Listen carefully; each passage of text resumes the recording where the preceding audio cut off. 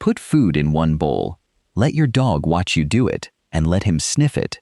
Then point at the other bowl, the empty one. He goes to the empty one. Most people call that stubborn or distracted. I called it stubborn for years, but his nose knew exactly which bowl had the food. It just didn't get to decide, and that mistake costs more than pride. File a failed cue under "he isn't listening," and you build a case against a dog who did exactly what you trained him to do until he starts tuning you out because your signal stopped meaning anything reliable. That file is where people sit when they give up on a dog. 6 things. Number 2 is why your dog sniffs less than you think.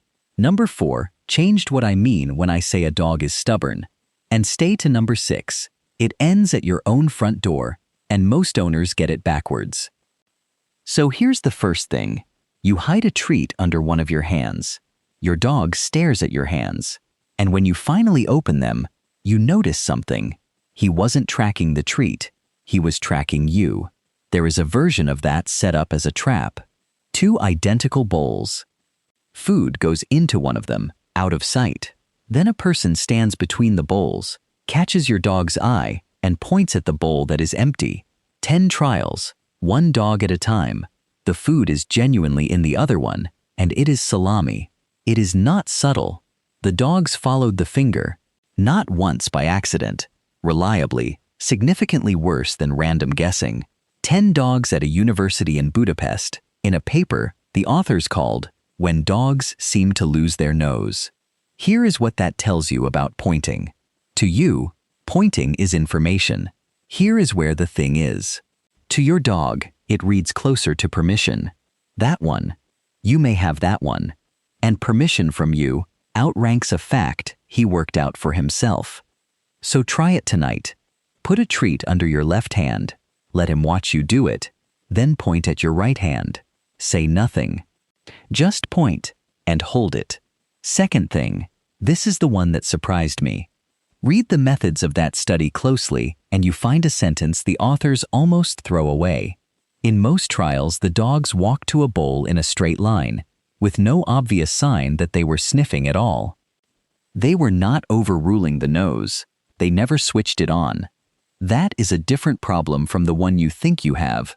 Think of your dog's nose less like his hearing, which runs whether he wants it to or not, and more like a tool he has to reach over and pick up.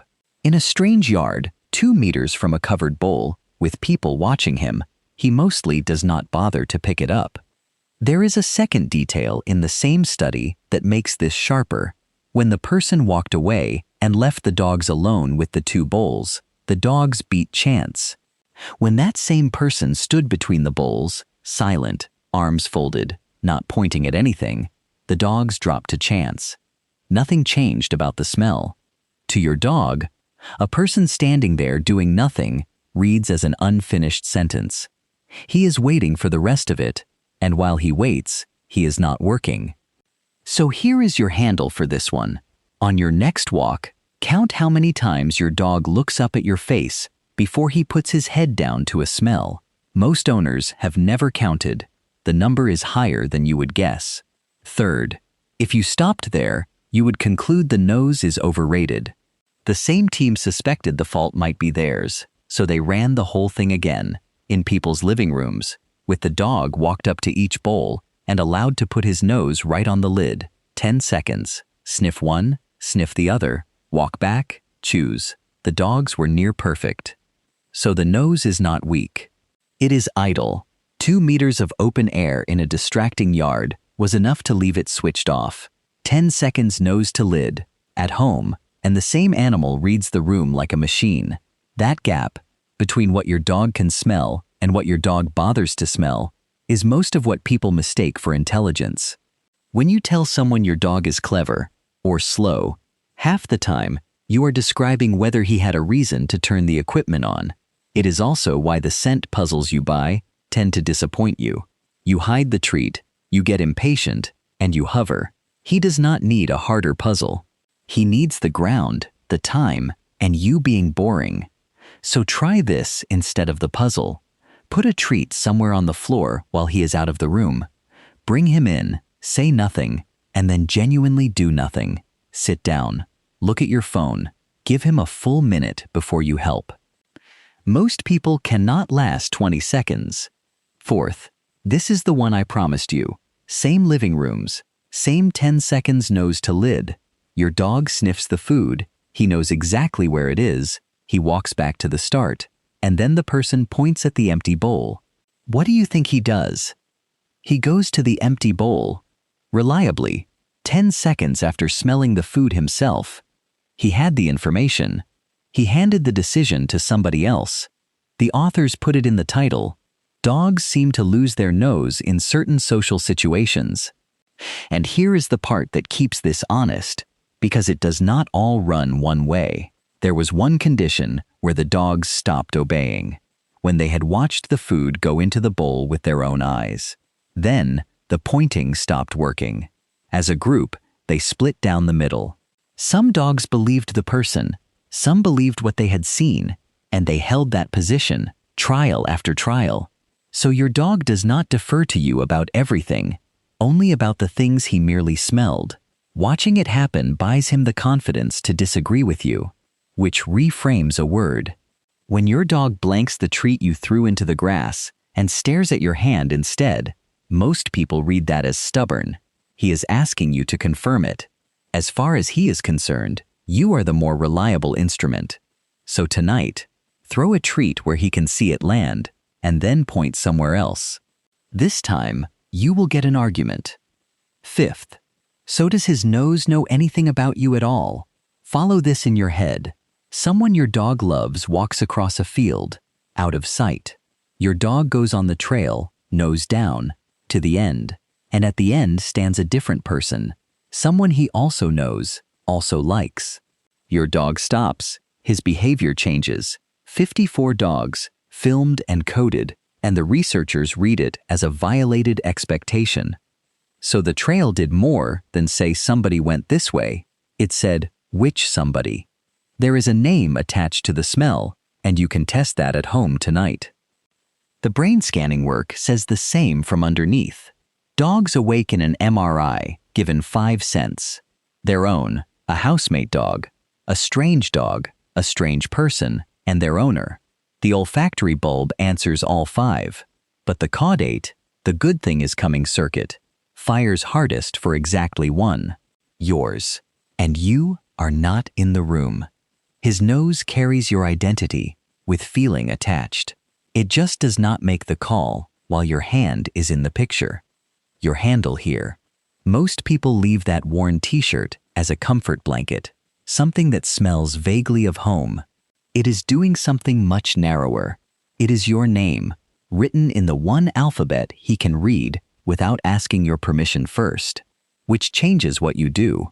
Before, any soft thing, swapped when it stops smelling fresh. After, one worn shirt, unwashed, replaced only with another of yours. Sixth and last, if the nose is not making the call, what is? Your face, and specifically the middle of it. The largest test I know of is a field study on free-ranging dogs, animals who must read strangers correctly to survive. Someone they knew approached with parts of the face covered.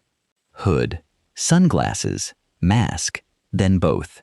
Still a preprint, so hold it loosely, but the shape matches the lab work. Cover the outside, hair, hairline, the frame of the head, and recognition mostly survives. Cover eyes and mouth together, and it comes apart. The authors are direct about smell too. Odor alone was not enough to act on. They wanted the face on top. The eye tracking agrees. Show a dog photographs, and he goes to the eye region, and stays longer on faces he knows.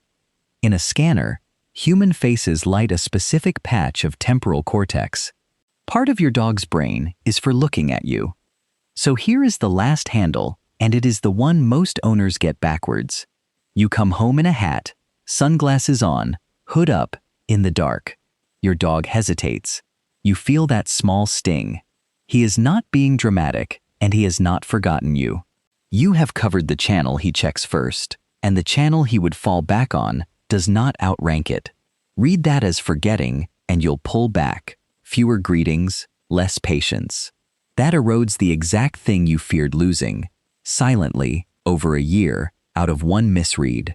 So here is what you do. Sunglasses off before you reach the door. Then talk, so he gets your voice. Then let him smell you. You can fix that greeting tonight, and you'll know it worked in 1 second. Back to the 2 bowls. There is food in one. Your dog can smell it.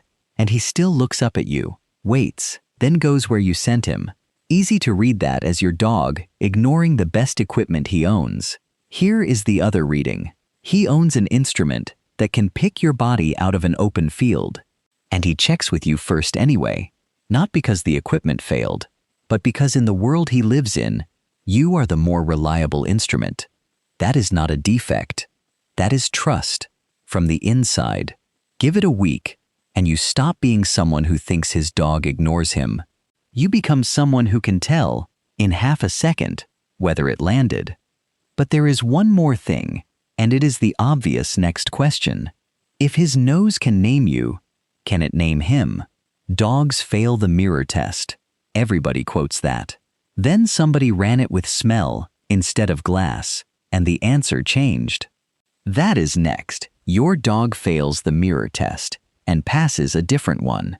Skip it, and you'll keep repeating a line that's out of date. 1 paper, 1 day. That is PetMindLabs. In the comments, 1 word. When you walk in, does your dog sniff you or look at your face? Sniff or look. PetMindLabs.